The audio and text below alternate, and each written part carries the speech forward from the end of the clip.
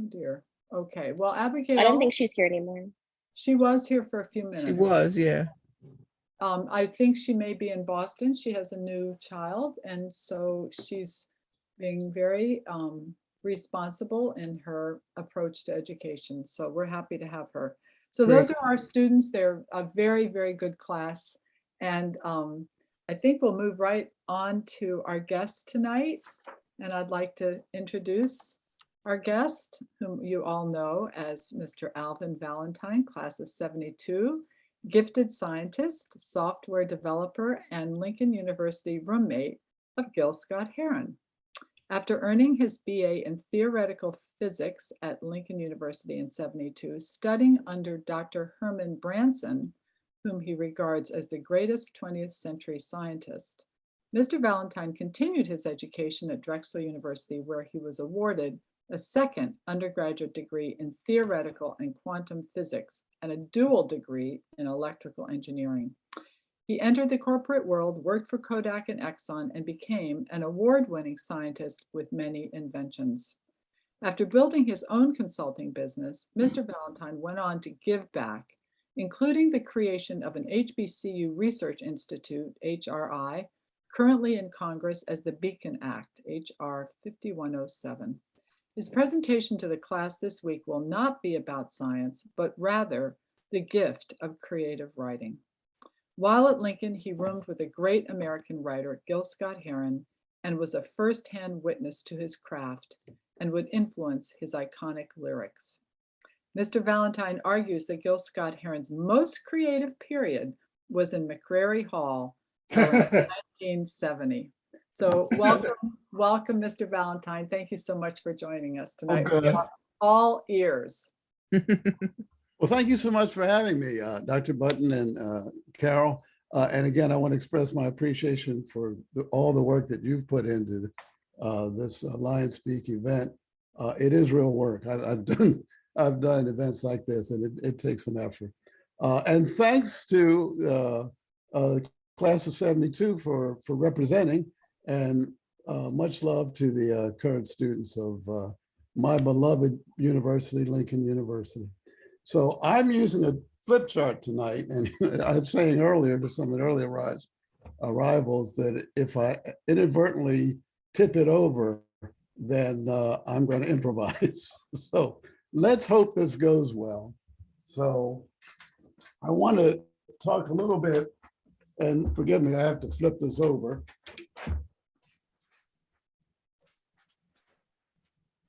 A little bit about who I am. I'm Al, and I am a class of 72, class of distinction. Yes, there, I was waiting for that. And I did receive a degree from Lincoln. I think it's important to point out, just for context, that was the selective service era.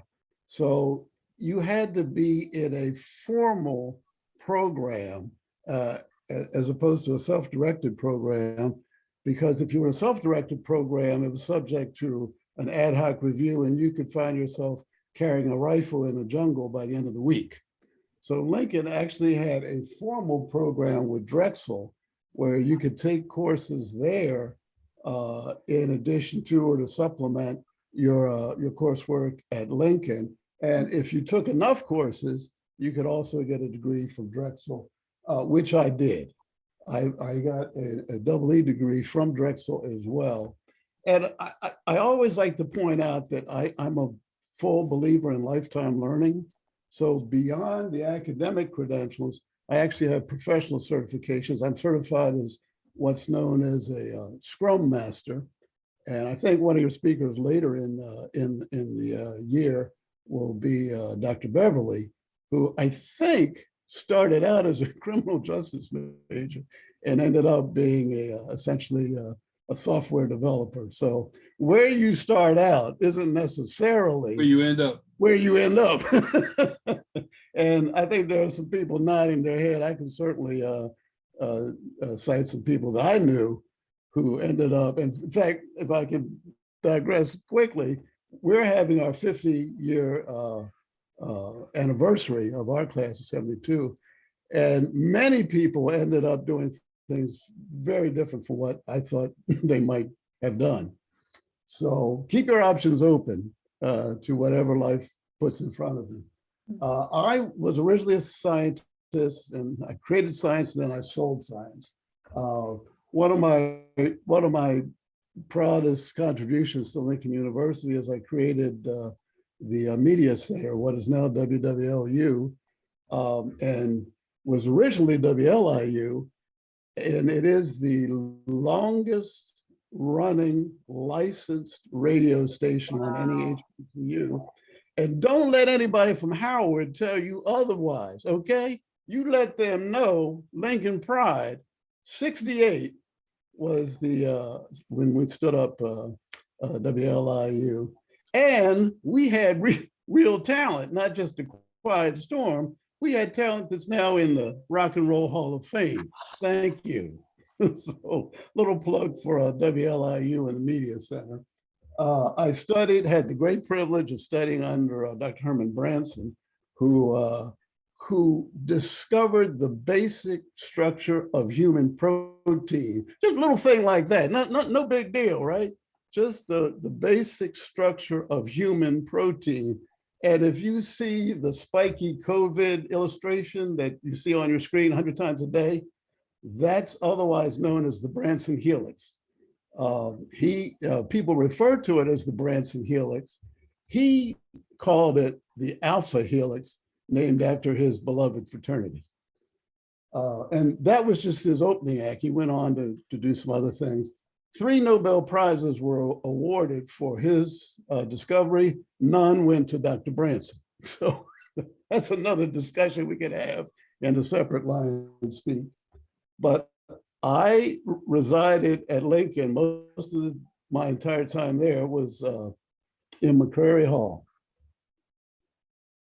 By the way, is McCrary Hall still standing?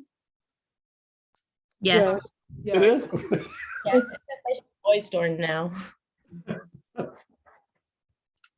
I believe it's up for renovation.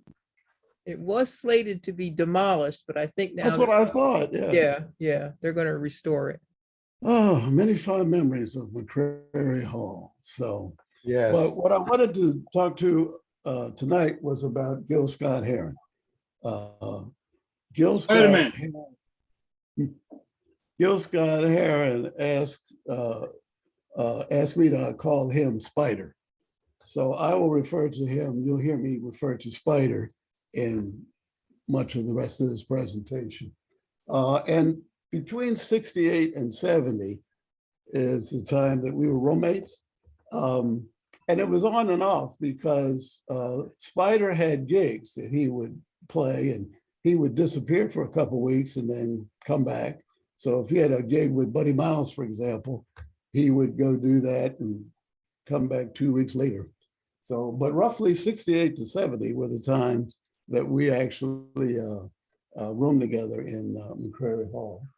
A little background, if I may, on Spider, for those of you that may not know. He came to Lincoln from Fieldston Prep. I'm not sure if you're familiar with Fieldston Prep, but it's one of the finest prep schools in the nation. He was a grad of, it's in New York City, Upper West Side. He was a graduate of Fieldston Prep, and after Lincoln, he went on to do graduate work at Johns Hopkins, and actually taught at UDC. It was called Federal City at that time, but he was Professor Heron at UDC. A lot of people don't know that. And class of 72 was pre-internet and pre-Google. So a lot of people certainly didn't know then, and a lot of people don't know now, that Gil Heron was the son of, wait for it, Gil Heron. Gil Heron, the father, was an international superstar, sports superstar, otherwise known as the Black Arrow. He was an international, we call it soccer, the Europeans call it football player. So Gil would assemble a group of musicians, actually, in Mary Dodd Brown Chapel typically at midnight. And that group of musicians became known as the Midnight Band. Hmm.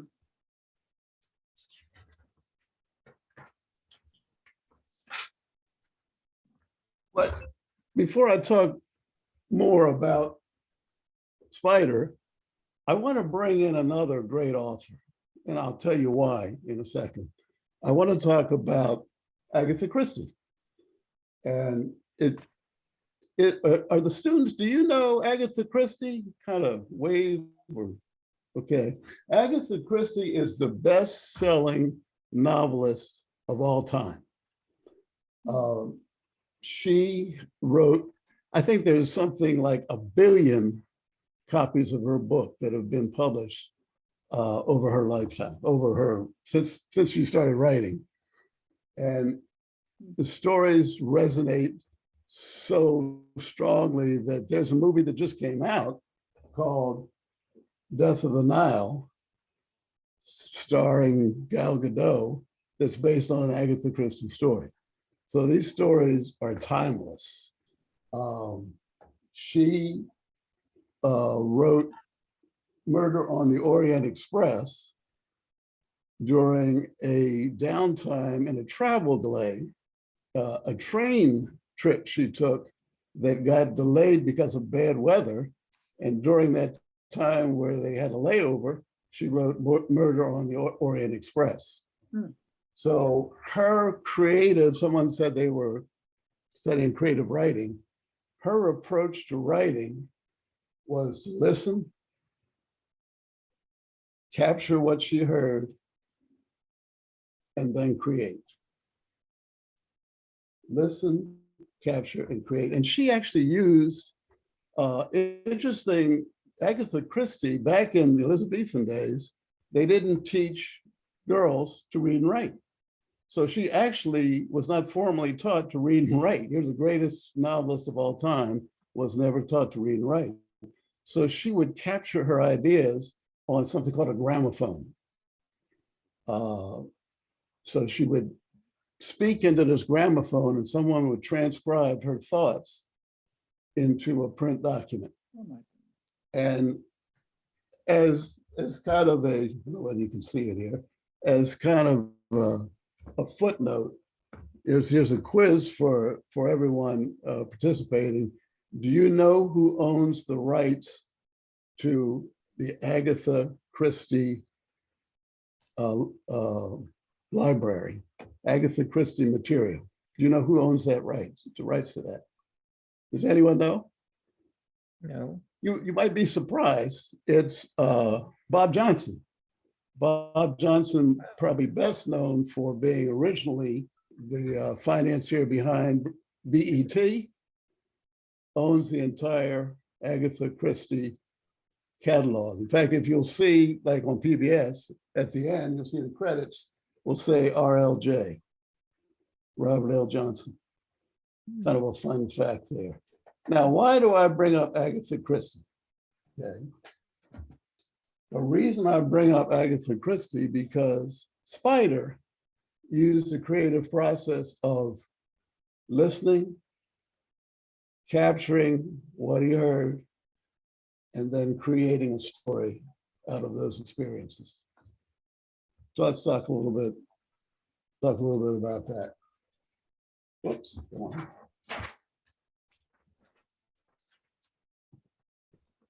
Talk a little bit about that. Some more information about Spider. Of course, he was a poet, author, lyricist. Some would say singer.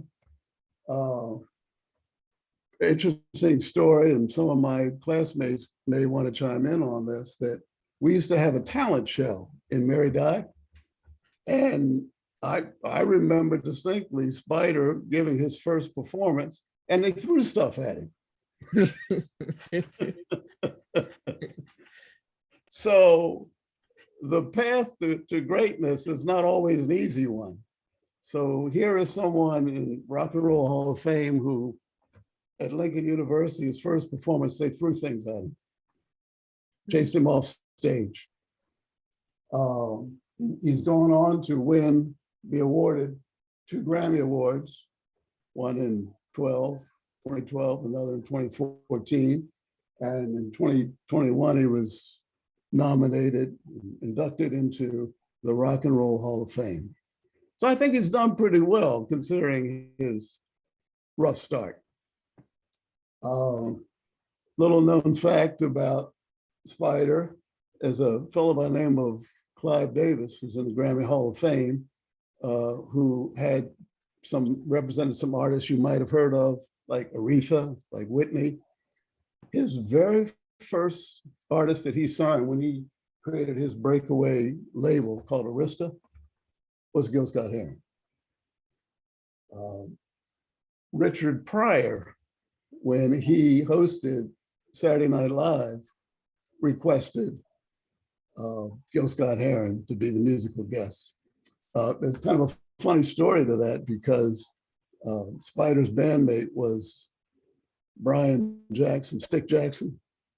And Brian told everybody, hey man, I'm gonna be on Saturday Night Live. I'm gonna be the musical guest on Saturday Night Live. So we all tuned in, but the only part of Brian that they filmed was his fingers. So Brian tells the story of how his fingers were on Saturday Night Live. Other Lincoln bandmates, one was Carl Cornwell, who, talk about Lincoln tradition, is the son of Dr. Cornwell. So even though Lincoln didn't have a formal, well, I shouldn't say that. They didn't have a, as you would say, a jazz program. They generated some tremendous musicians. In fact, if I can tell another war story, Brian tells the story of how he got to Lincoln. And the music program consisted of Chopin etudes. And he was like, dude, really? Chopin etudes? So he decided to create his own self-directed study, if you will. And I think he did pretty well as a musician. So let's talk a little bit about the creative process. I talked about how Spider listened, captured, and created. So what did he listen to? He listened to sounds. I was a science kid at the time, and I was practicing Morse code. And pretty much everyone I've ever met in life does not understand Morse code. Morse code, we've been told that Morse code is dots and dashes, and that's really incorrect. That's like saying that speech consists of letters. That's true, but that's not how we express ourselves in speech. We don't express ourselves in letters. We don't greet each other by saying H-E-L-L-O. We say hello. Or we may personalize it. We may say, what's up? So the same is true in Morse code. Morse code, you don't go dot, dot, dash, dash, dash. Hello in Morse code is CQ, which is body, body, ba, ba, body, ba. Now, each Morse code practitioner personalizes that. So somebody may go, body, body, ba, ba, body, ba. And you'll go, oh, that's Al. Hey, Al, how you doing, man? So everyone has a distinct signature, and it's not just a matter of dots and dashes. Well, Spider had never heard that before. He had never been exposed to that, and he was mesmerized by that. The fact that Morse code was a series of sounds. And we had long rabble sessions about how we communicate. And if you go and listen to his lyrics from the Ghetto Code, you will hear almost a transcript of our rabble in McCrary Hall, where he talks about the alphabet and ways of expressing ideas, thoughts, and feelings. So there's an example of how he heard something, he captured that thought, and that became a cut on one of his albums. He heard chants. Party chant in 72 on Friday night would be, what's the word? Thunderbird. Well, if you go through Spider's recordings, you'll hear, what's the word? Johannesburg. Same rhyme scheme, because he heard that, he captured that thought, and years later, it became one of his most memorable lyrics. Wow. He heard, we had rabble sessions. Good morning. If you're familiar with McCrary Hall, my story is, if you wanted a hot shower, you had to get up at like 4 a.m. Yep. If you waited longer than that, you weren't going to get any hot water. So our roommate rabble was, I would be getting up at 4 a.m. to start my day, and Spider would just be coming in from the night before. And I was the annoying chipper roommate. So I would say, it's morning, brother. Birds are singing, sun's out. It's a new day. So 5 years later, what happens? There's a song called, I think I'll call it Morning. Mm-hmm. Sun's up, birds singing, new day. So again, you can see the creative process where he picked something that we had in the dorm, captured that idea, and it wasn't the next day that he wrote the lyric. It was years later that he produced that song. And of course, the one that I always tell is he took events, and at Lincoln back in the 60s, you had to protest something. So there was a sorority who was going to protest Oxford Feed and Lumber. They were going to stand and protest in front of Oxford Feed and Lumber. And I overheard them discussing this. And they were talking about, you know, where they go with colors. One of the sorors was saying that she said, girl, I got these new chandelier earrings and I've got a bag that matches. And I'm thinking about wearing that. So I came back to McCrary Hall and said to Spider, I said, these women think that they're going to be televised, that national television is going to televise the protests at Oxford Feed and Lumber.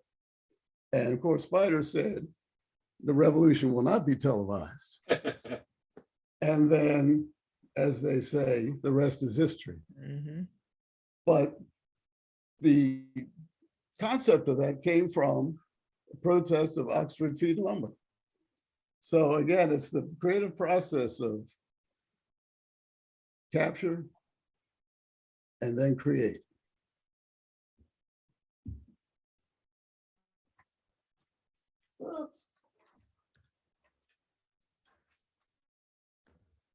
And Carol probably knows about this, the notebook.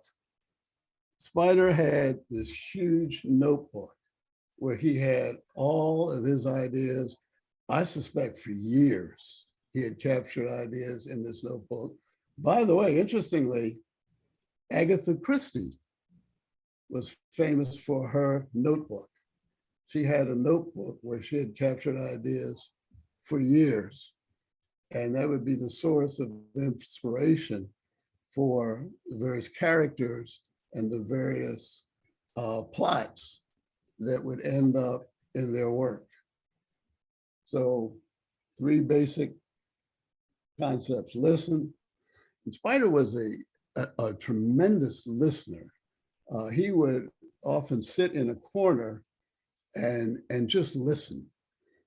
He would listen to everyone. He was inspired by Langston Hughes, and Langston Hughes always talked in the voice of, if you will, the common man. Just be simple. If you get the pun, just be simple was his character. Simple speaks. And Spider always talked in the voice of his protagonist. Brian and I have talked about how he was a goofy freshman in McCreary Hall. He wrote songs like Your Daddy Loves You about a divorced father. I have seen grown men in tears listening to that song written by a freshman in McCreary Hall. He wrote things like Pieces of a Dream and other things. And both Brian and I say, how did he have that experience? Because he certainly didn't have it as a freshman.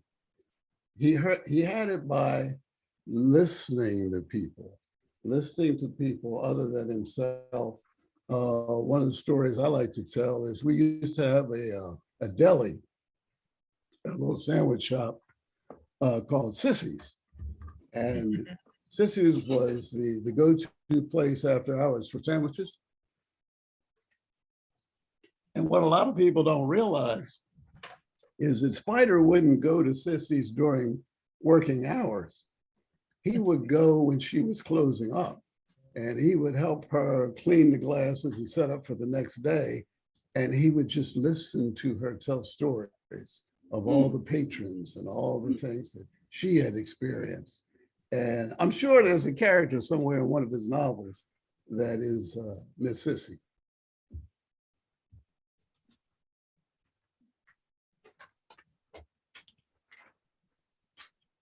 So I'll pause there and just see if there's any questions or comments from the participants. Yes, I see. Looks like somebody's raised their hand. Just go ahead and shout it out. Or not. Or maybe you weren't raising your hand. No questions or comments? Oh, sorry. Go ahead, Drusilla. Oh, so I actually had a question. It seems that I guess reading some of Lincoln's history and like a lot of reading on a lot of alumni, it seems like a lot of people were given nicknames. Like, for example, Thurgood Marshall's, his name was Legs because of how tall he was. I'm curious, why was his name Spider if there's some hidden meaning? I don't have a direct answer, but what I've heard from others, and in other classmates may know, but what I heard was he was very athletic. He was surprisingly athletic, and I think at one event he climbed up the side of a building. Yep. And I think that's the name stuck from that. I don't know. Someone else may want to chime in. I don't know if Gregory's trying to say something or not. Yeah, I'll chime in. Yeah, playing basketball. Gil was skinny, thin, and on the court he looked like a spider. That was the story. That's funny. So, can I just somebody chime can in too? I always thought his nickname, his rabble name was Spider-Man, but am I wrong about? I know I showed his picture to my mother once, and she said, "Oh, that's Spider-Man." Was he also called Spider-Man? Yep. Yes, yes. Yes. He had asked me to call him Spider, but he may have asked other people to call him something else. He always knew him as Spider-Man. That's Vincent and Deirdre. Yeah. There's another part to this, and I'm not Dr. Phil, but he had family issues. And a good way for him to punch you in the mouth was to actually call him Gil Scott-Heron when he was a freshman, because he didn't want to carry his father's name. Now that gets into a Dr. Phil thing, but I'll note that the only thing that I found odd is in the room, usually people in the room have a picture of their family or some kind of memento or something about where they're from. He had none of that. So he had nothing, he never spoke of his father, never spoke of his mother to me.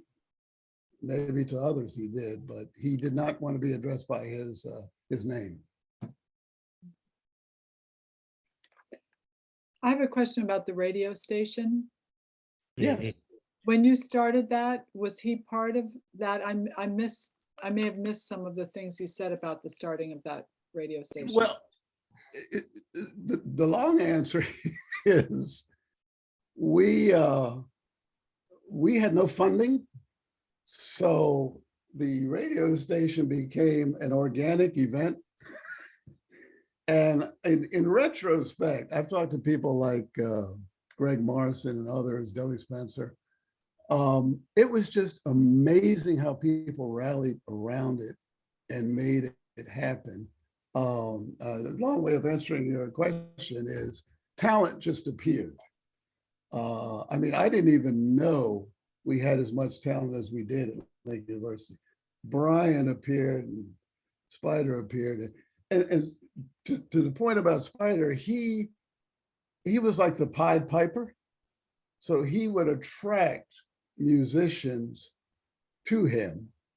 So that's a long answer to a short question. Okay, thank you. I can add a story. Hey, Valentine, I don't know if you remember me, Dwight Murph, class of 69. How you doing? Yeah. Okay, because I must have been there when you were there.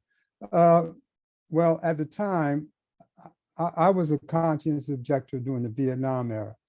And I had a table on campus where I used to try to get guys to be conscientious objectors.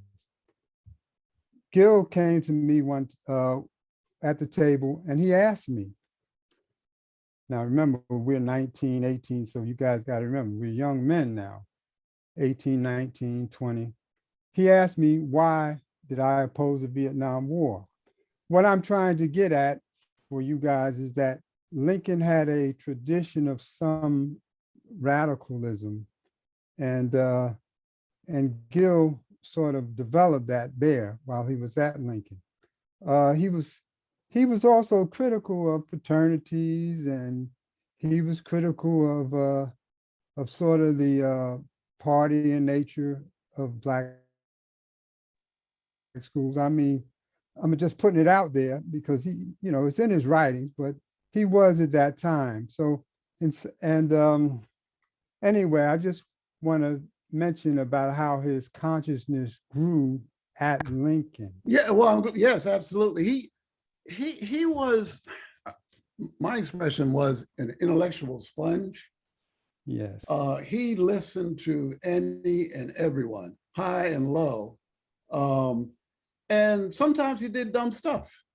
Yeah. You know, not everything he did was real bright, to be honest with you. That's right. And if you go back to his upbringing, a lot of it was influenced by, he was an Upper West Side kid. He never had to worry about where the money was coming from. And I'll give you an example. If you remember, Murph, that Go ahead, I'm listening. had a protest about healthcare Right. at the time, and Spider led that movement. But here's the thing, his solution was a $10 million urgent care center. and I said to him, Spider, where are you getting the 10 million from? He said, well, you know, I'm a poet, not a finance major. Right. So he would listen to any and everyone. You know, as most freshmen, not all of his decision-making ability was robust, Right. let's say. Right. That's correct. That's right. You're separating the myth from the man, right? Well, As when you you might say. when you roll with somebody, you get to know the reality. Right. That's correct. That's correct. Well, But I will say he was a very, he was a brilliant guy. I think he was a lot smarter than a lot of people realize. He was just, and it had been very well educated, very well read. again, if you go and listen to the Ghetto Code, his rap on that is like, AP English. I mean, it is non-trivial what he's running down. It's not, Wow. hey baby, I love you. It's Friday night. It's like serious layers of depth there. So Have you read his book, The Vulture? I have not. I have not. Do you want to expound on that? Well, it's a biography. It talks about his life and growing up in New York City. Very interesting, very interesting. I got introduced to Gil Scott-Heron, I want to say in 1972, 71, around 71, because I graduated high school in 73.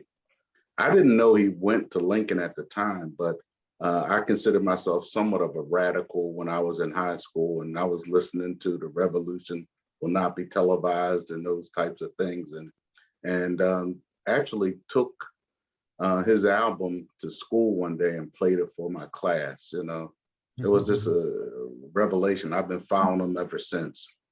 So Yeah, interesting. good. And I have a little bit of that story. I was doing admissions at the time that Gil walked into the office. It was late August and wanted to come to Lincoln University. And I told him our class was full, but that we would consider. And we had a great talk because he came from that wonderful school. He had a mixed transcript, doing very well in most things and not so well in some other things. And I happened to ask him, I didn't see his essay. And I said, well, have you written anything? He says, yeah, I've written a book. I said, well, where is it? He says, in my car. He said, would you like to see it? And I said, yes. And that was The Vulture that he was working on then. and let me add to what you're saying. Carol mentioned about the school.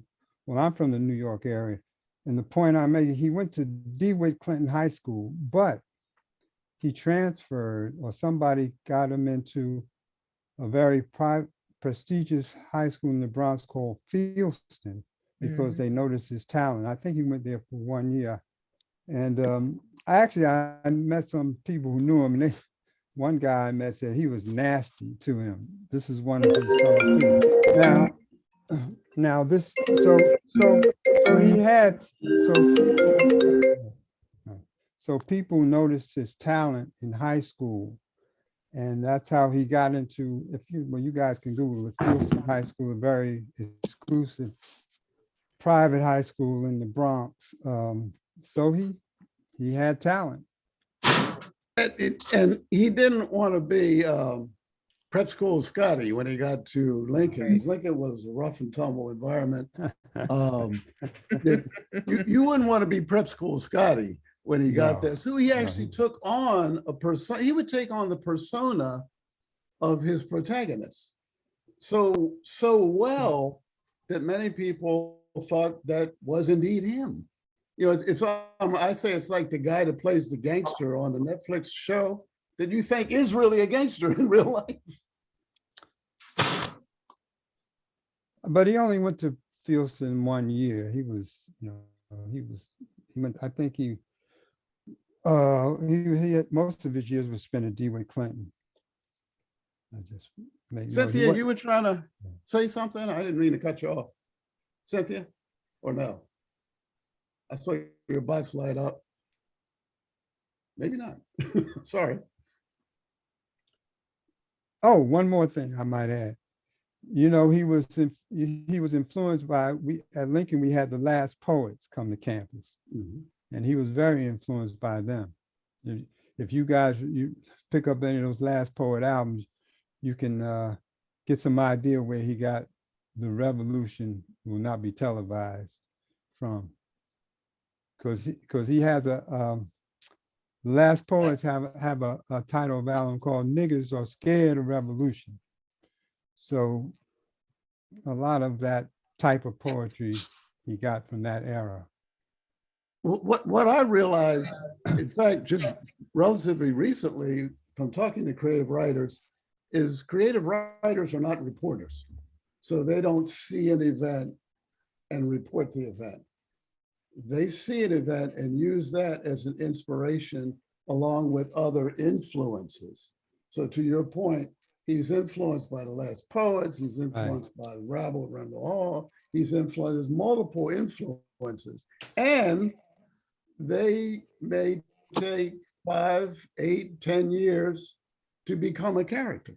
You know, it's not that you hear something and you say something, you hear something and that's why I kind of talked about Agatha Christie, because she would very Murder on Orient Express.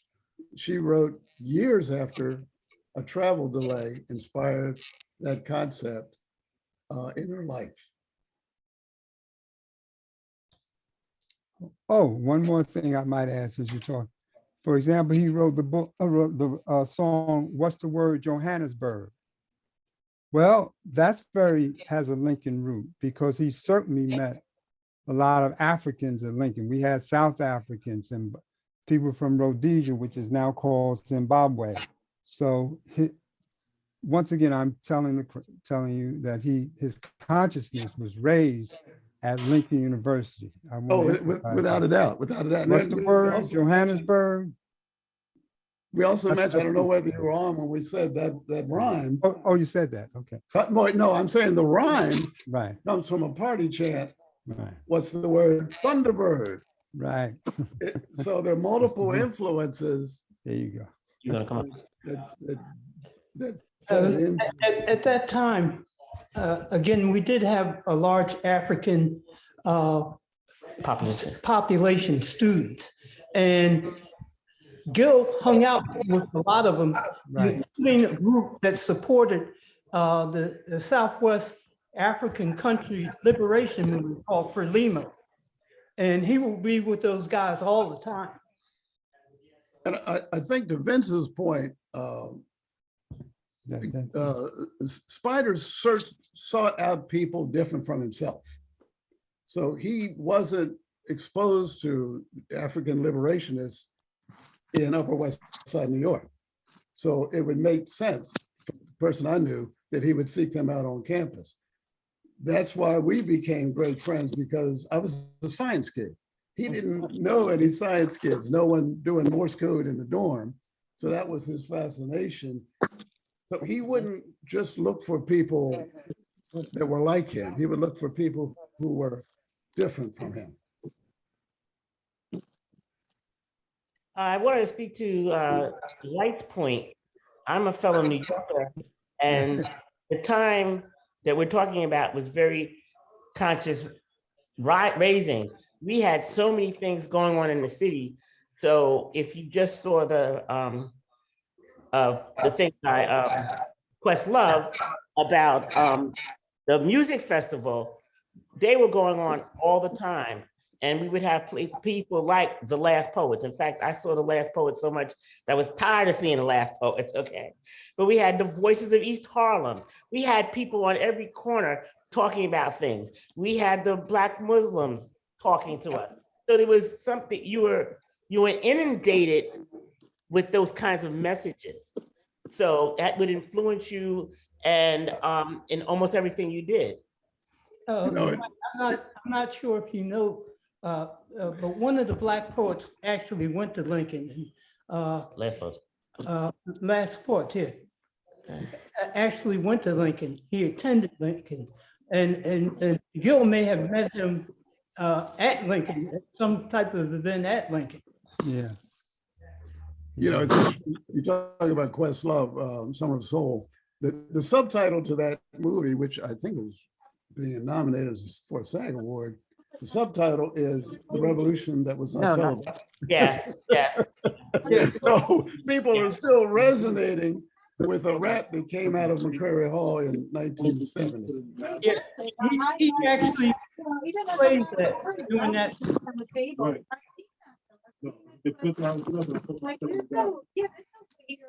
The other thing about Spider-Man was he during the time of when the students at Kent State were killed. He had led a march there on campus during that time. And it was almost as if he was like a Pied Piper as far as getting students to coalesce and follow him. Many people don't even realize that there was a protest going on. Wait, excuse me. I think we should have everybody muted so we Yeah. can Yeah. hear. Yeah. 'Cause the Cynthia, person mute. that's causing that static is crazy. Carol, can you mute Cynthia? I think she's in a coffee shop. She's been there for a while, chatting away, doesn't realize that we can hear her. But you know what? I'm helping. I'll help you guys clean this up. Can you selectively mute? I think she doesn't realize she's broadcasting. Yeah. To your point, Till, it was a very interesting time. And it was the summer of Kent, it was the same time as Kent State. And So we people, still have the same issue. So I think everybody should be muted, and then the person that's speaking, we can just unmute them. okay. It's very distracting, all the conversation in the background. So I don't know who the moderator is, but we can Cynthia, just can mute you everybody. unmute? Cynthia, maybe, can she hear us? Carol, is Carol still on? What happened to Carol? She's hosting this meeting. I am on and I'm trying to find Cynthia, and for some reason I don't see her in the list of participants. I don't understand. Well, that. Miss Black, if you could just mute everybody, and Everybody. then maybe unmute the person that wants to speak, and Mr. Valentine. I know. Just mute everybody. I'm trying to find that button. Okay, well, some of it's come off. Okay. Oh, yes. But to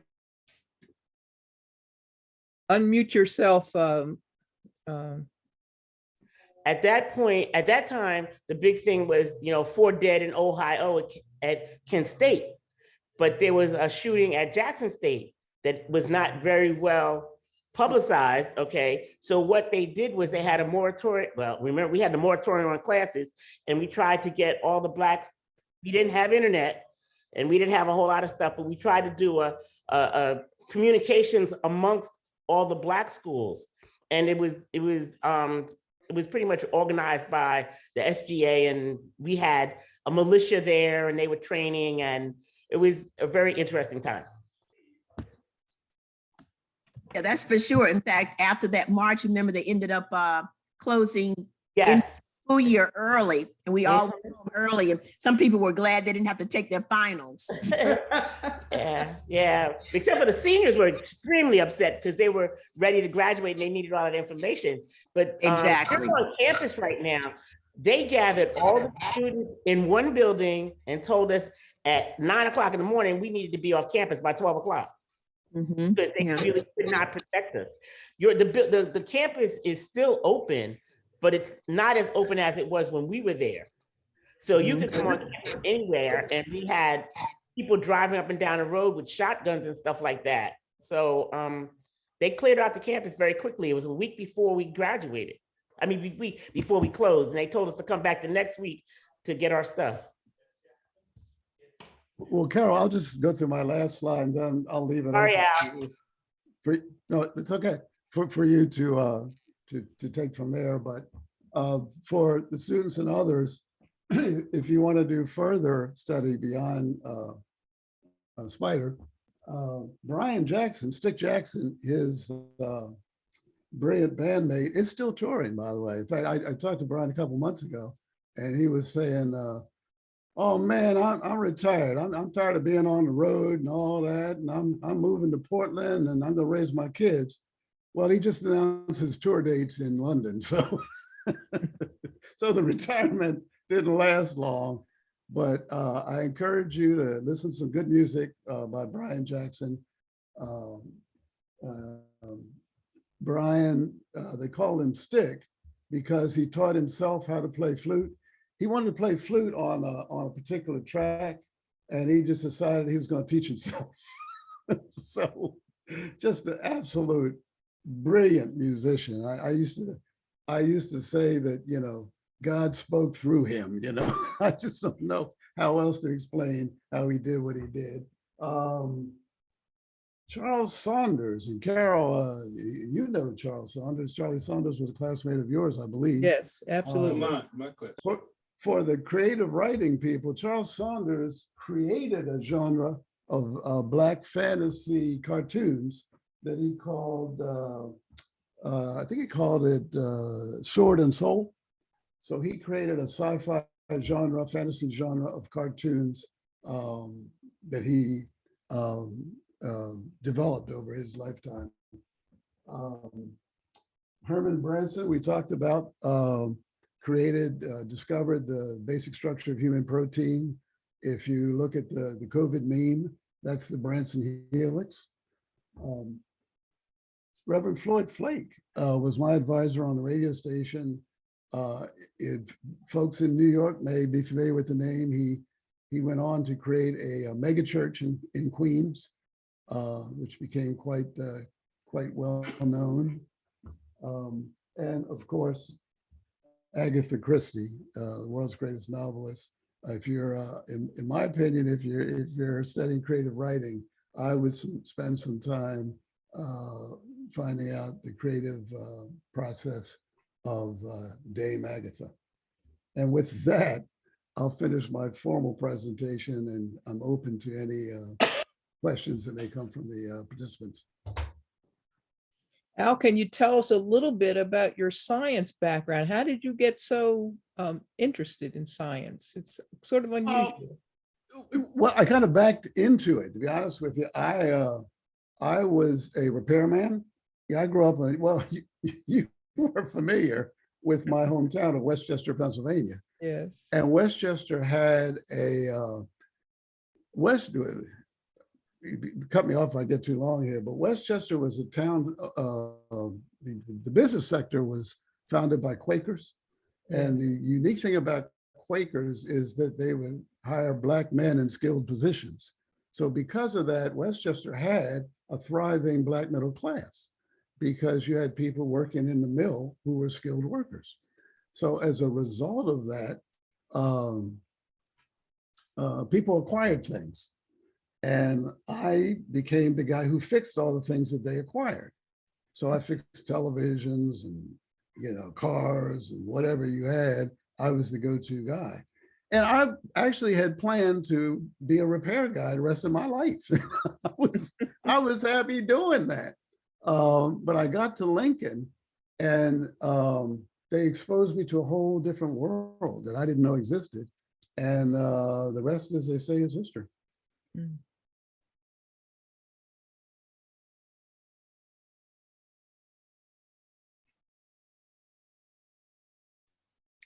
Al, you gave some really good advice earlier in your talk to students to be open to what life brings. Is there anything else you'd like to say to these students? I'm big on continuous learning. Big on, I'm a big fan of the original, are folks familiar with TED Talks? Yes. People know TED Talks. The original concept of TED, you may not be familiar with. TED was technology, entertainment, and design. So the concept was to bring people from disparate areas together in an event. So the geeks would meet with the fashion designers, would meet with the dancers and the artists and the singers, which they normally wouldn't cross paths. Now, TED Talks have taken a different direction since then, but the original concept of TED was to bring people together that wouldn't normally know each other. And I'm a big fan of that. I'm a big fan of I make sure that my social friends are artists and painters and singers and dancers and not just software developers. And Lincoln was a great place to do that, where you could meet all kinds of people that you wouldn't normally meet.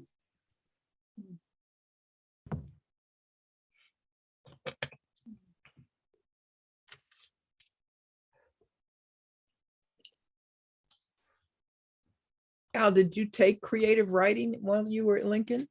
I did not. My coach was Gil Scott-Heron. Because Gil, it's good to point out, would write constantly.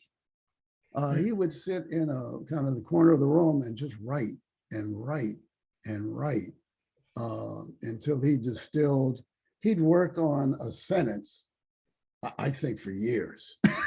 Wow. So, and if you listen to his lyrics with that in mind, you see that these were not random thoughts. I mean, he worked on these for a long time until he got them just right, in my opinion, from what I witnessed.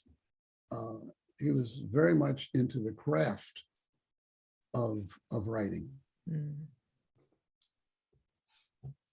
Al, back at Lincoln, did you notice, well, this is the darker side, but the drug and drinking part, did you notice that coming?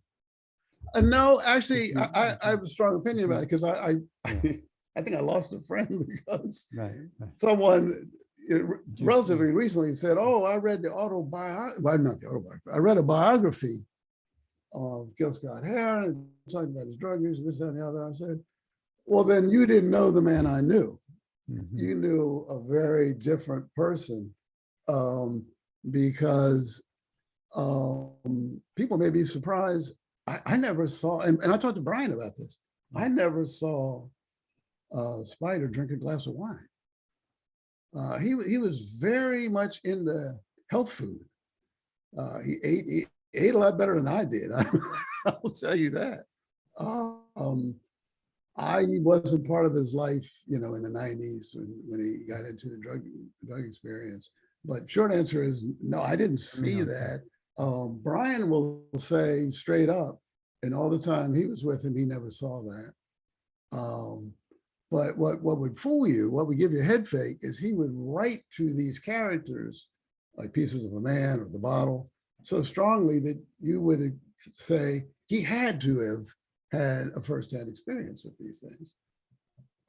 But I did not experience that. Maybe someone else did. But I think I will give myself a little bit of a caveat to say he experimented, as I think everyone who was a freshman at Lincoln did.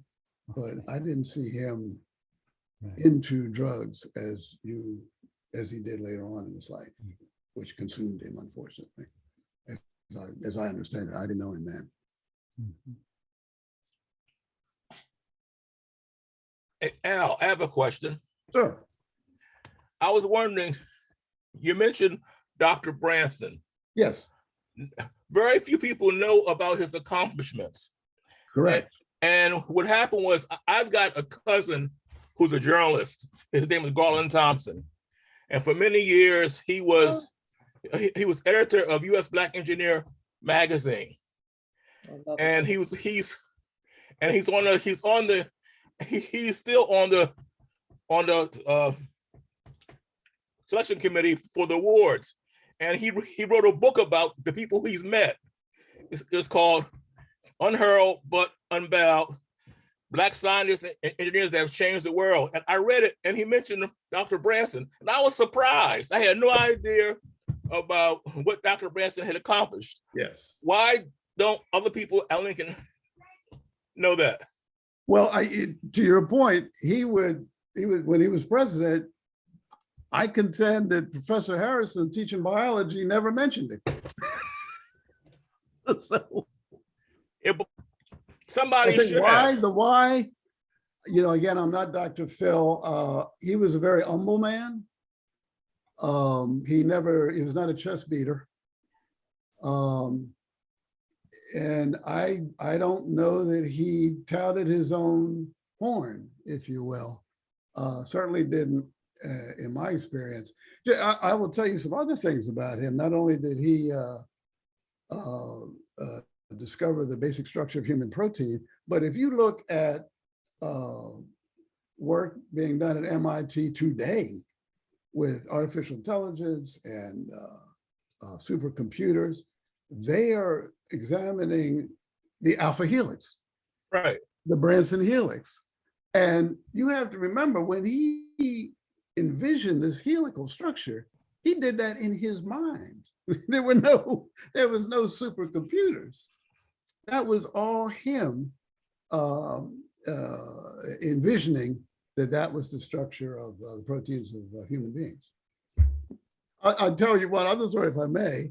Go ahead. He also encouraged other people. One of the untold stories, if you will, is he had an assistant by the name of Marie Daly.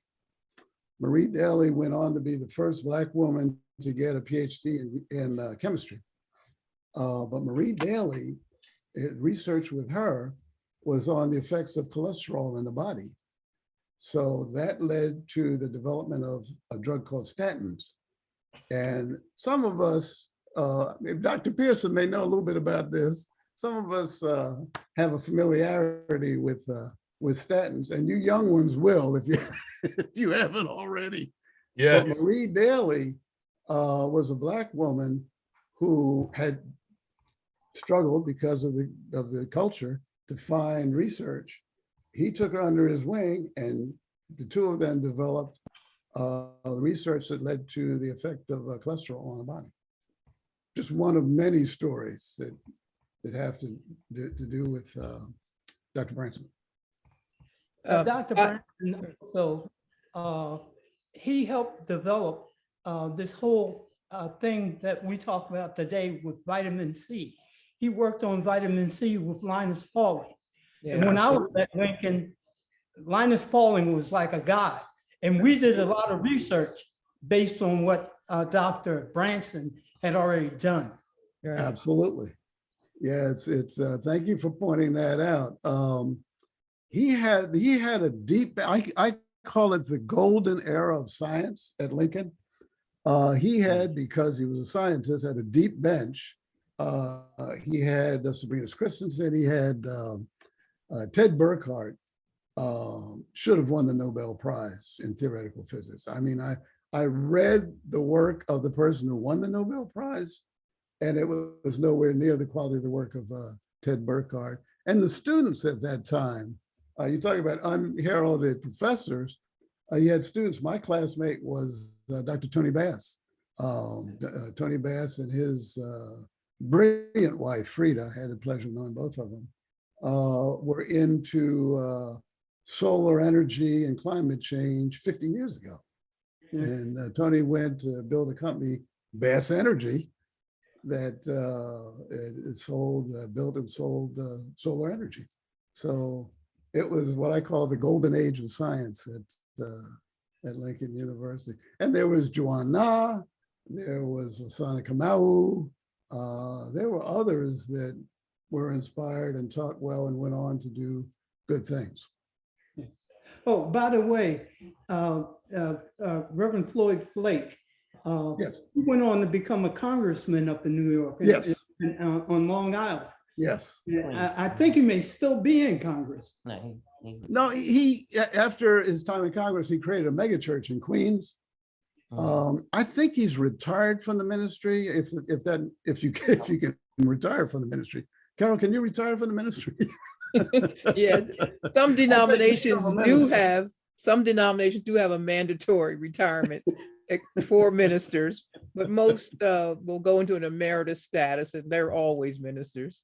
Well, if you don't mind me telling a story at WLIU, again, we built that out of thin air. Just a lot of brothers came together and I mean, I can't, in retrospect, can't thank them enough. But one of the funny stories is Reverend Flake wanted it to be a gospel station 24/7. He wanted WLIU to raise a joyful noise to the Lord. And on Friday nights, it didn't necessarily raise a joyful noise to our Lord. So what we had to do is we had to program it. We had to say, well, Reverend, when are you listening? Well, I listen to it Sunday morning. Sunday morning, we're going to have a gospel program. But WLIU, we didn't receive any funding from the college. And I was telling Carol that I got to know the registrar, Dr. Paul Cooner, who saved my butt a couple of times because let's just say I didn't always ask permission for the things that I did, like putting up a 40-foot tower next to the gym. It's like, I should have asked permission to do that.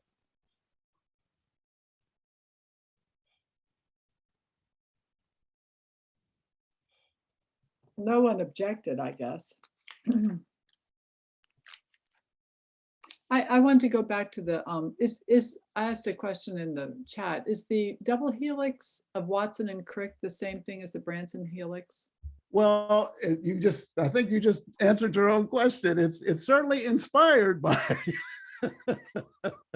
it's certainly inspired by that. The original, as I understand it, the original debate with, actually it was a debate with Linus Pauling. Dr. Pauling thought it was a two-dimensional structure. He said, there's no way that this is a three-dimensional or helical structure. And Dr. Branson said, no, absolutely it is. But again, there's no supercomputers. So it's what's in one person's mind versus what's in another person's mind.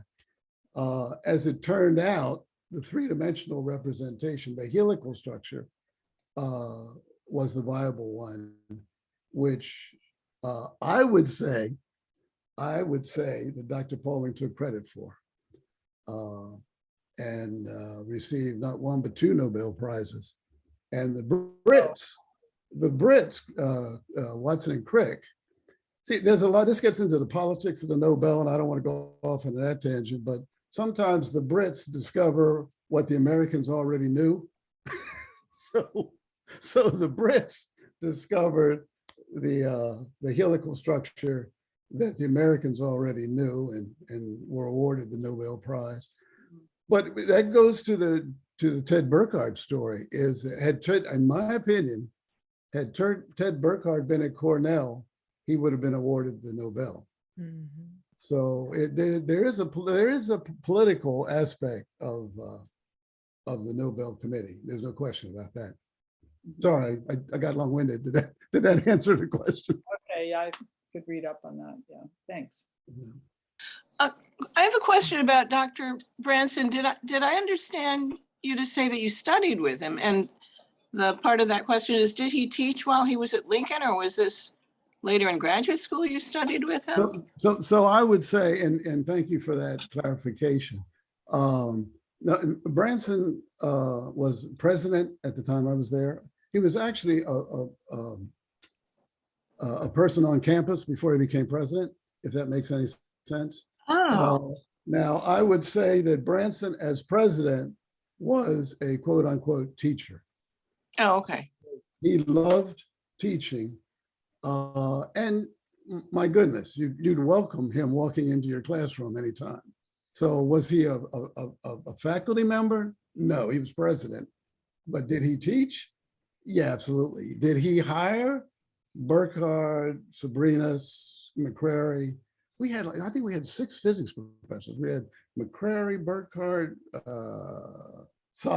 Professor Ty, and a couple others.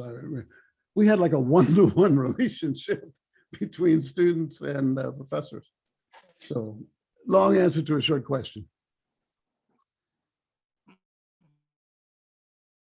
The downside I had with Dr. Branson is I was Gil Scott-Heron's roommate. So Gil Scott-Heron's platform was to fire Dr. Branson. So it was awkward politically to be. I skillfully never let him know that I was Gil Scott-Heron's roommate.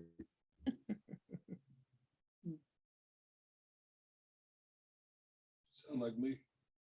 Nobody want to know I was Dave Pettit's roommate. Well, what was the reason for the firing of Branson? What did he? Well, the protest, Spider, well, as you pointed out, Spider was a protest guy. Right. So if you're president of the college, it must be your fault, right? Gotcha. In fact, it was kind of interesting because Branson loved to needle Spider. So in their student meetings, he would always refer to him as Gilbert. Well, Gilbert, what do you have to say? which would piss Spider off intentionally. Well, I'm going to ask you this question. You know, generations have differences. And of course, Gil was coming from the up and coming Black Power movement consciousness, and Dr. Branson was from another era. Do you think that had anything Oh, to do with the conflict? absolutely. Absolutely. Yeah. You know, Branson, again, I'm not Dr. Phil. Right. He was a pretty starch shirt guy Right. with bow tie, you know.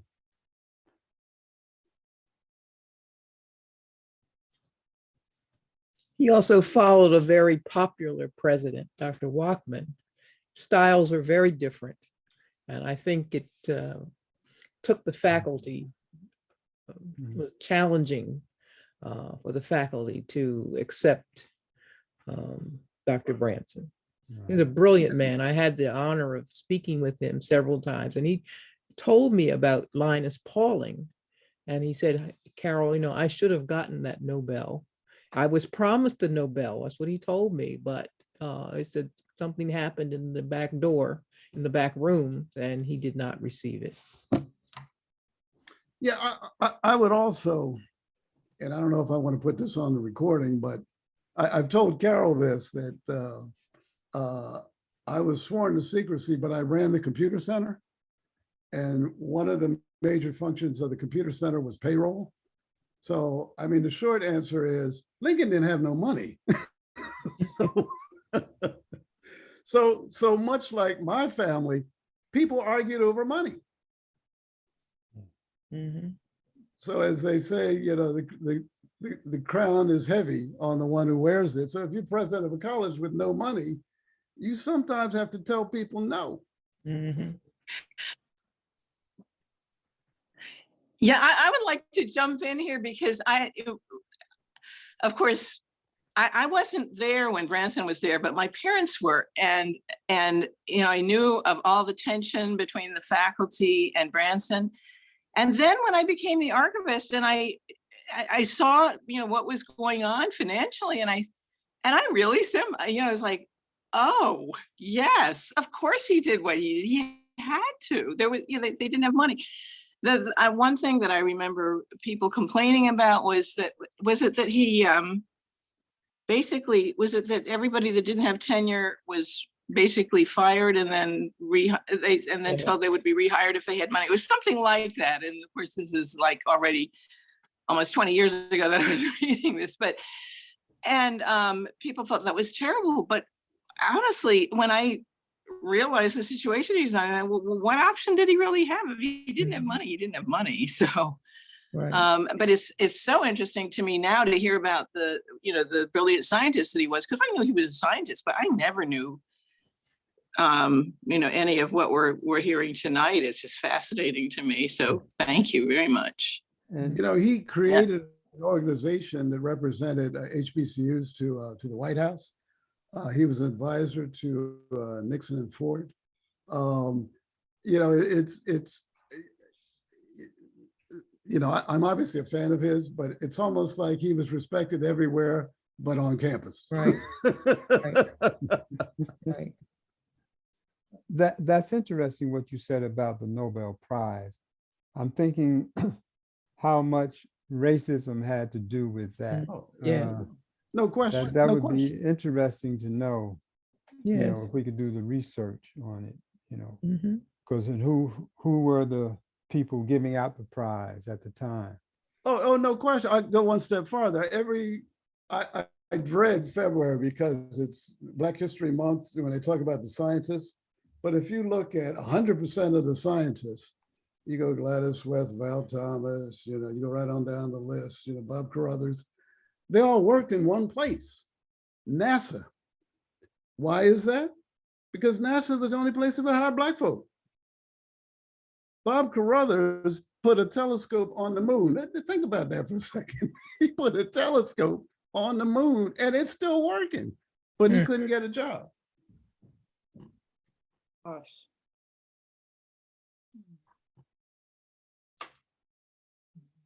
I would say in regards to that comment that that's the legacy that needs to be communicated The struggle does continue, and obviously that was something that was prophetic back then.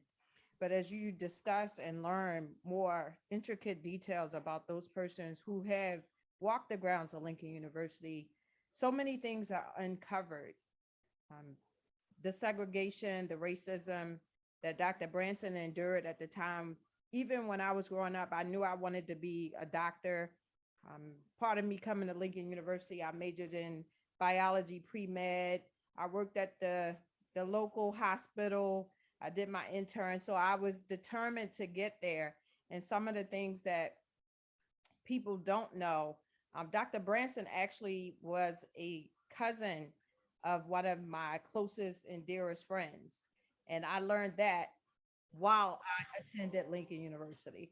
And I graduated in the class of 1990. So I had heard stories about him and shared those stories with my dad and my girlfriend and her family. So it's a lot of legacy that is still being uncovered, basically, is what I would say to the people who are on campus. Well Yeah, said. that's interesting that you would say that, Kim. And I agree with what Dwight was saying. I'm sure a lot of that, as far as the Nobel Peace Prize, was probably because of racial things. But what's really sad is, whether it be from the other professors or maybe even us as students there at the time when Branson was a president, that we, with the exception maybe of Al, because you were in the science area, but we, I would say for 90% of the students on campus, we had no idea he was that kind of renowned scientist. I mean, I'm just learning some of these things now, and that has nothing to do with racism. It's just a lack of, our knowledge, and a lack of not going ahead and really making known how much, this man had done. And there are probably even some other people there, with the same situation. And we can't put that part on racism. It's just our lack of lack of knowledge and not really pursuing things. Yeah, that's why I pointed out Dr. Tony Bass was a classmate. A lot of people in this group probably knew him. I doubt that many people knew that he went on to be a international figure in solar energy.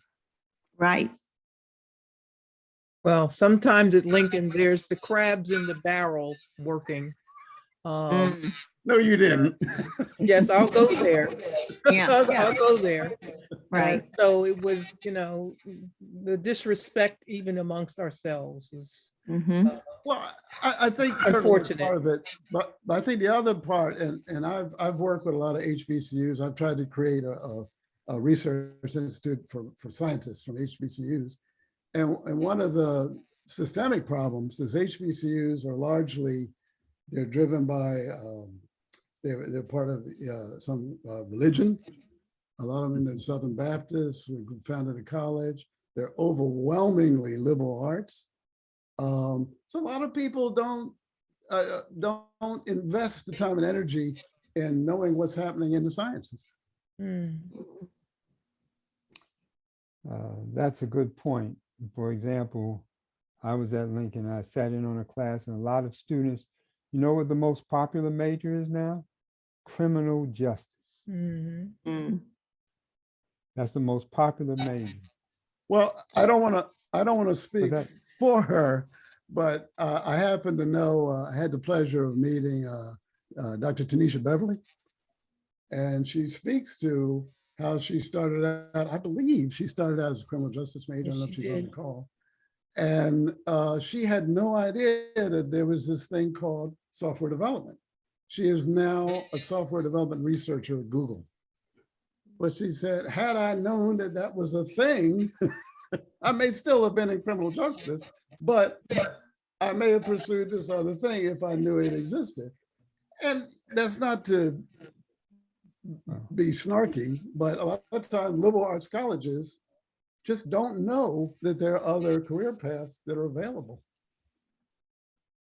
And she will be speaking to the class in a few weeks. Oh, excellent. Excellent. And she has a great story of ending up in a place very different from where she started out. Al, that's true. But when we were at Lincoln, there were a lot of science majors. It was mean- the golden age of science because of Dr. Branson. He had a deep bench, and we all turned out pretty good. Yeah, you had the physics department. I was in the chemistry department. We had a ton of chemistry majors. Well, not a ton, but I mean, Relatively. if you look at the school and you look at how many students were in a class, in our class, we had 5 guys who graduated with a chemistry degree. 4 of those became medical doctors. I mean, there had to be 20 bio majors, and at least 10 of them became doctors. And Vince, that's how people ended up fighting over money, because the poli-sci department was like, well, I need another professor. Yeah, and that's this is something I heard, because I used to go back and forth a lot to Lincoln within my first 10 years of graduation. And a lot of the anger was they seemed to think Branson preferred the sciences. He did. The other departments. But he did. I wouldn't say that. He helped the science departments, biology, my department, chemistry. We had all these grants coming in, and those grants helped to pay the professor's salary. But I'm not sure that he knew how to help, the other sciences like psychology and all those kind of people. And so I think that was, it was apparent to everybody that the sciences were getting extra money, and he was supporting them, and he wasn't supporting other entities.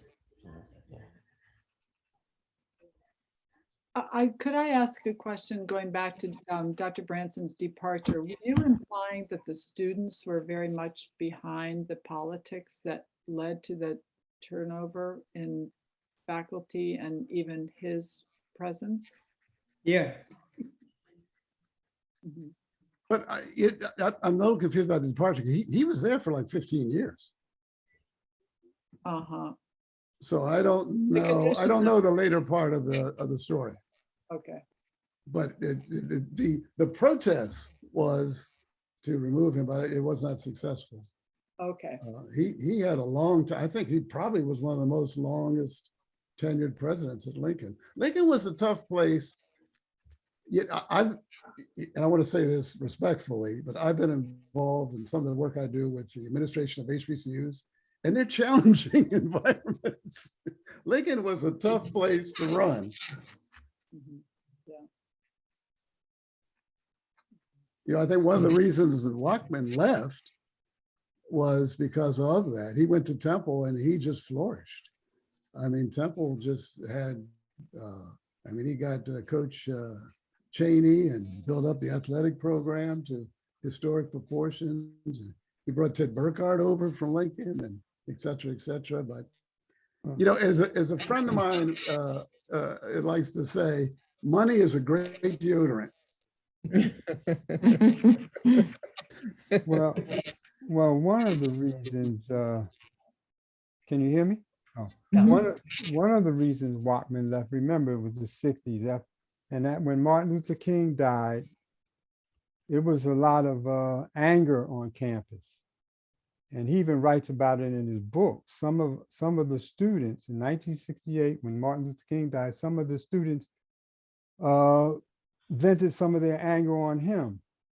And it was not a particularly good time, given the rise of Black consciousness before you got there, for a white man to be the president of Lincoln. Although he was one of the better presidents we had. I mean, he really was. Mm-hmm. Go back and do your research. But that was one of the reasons why he left. I take your point, but they did the same damn thing to Branson. Mm-hmm. Well, Branson was a little bit different. Well, we could go.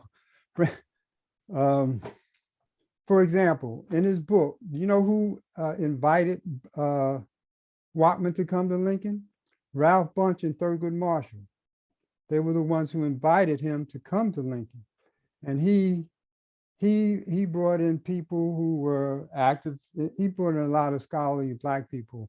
So that's just some of the background, but you know, we can talk about that later.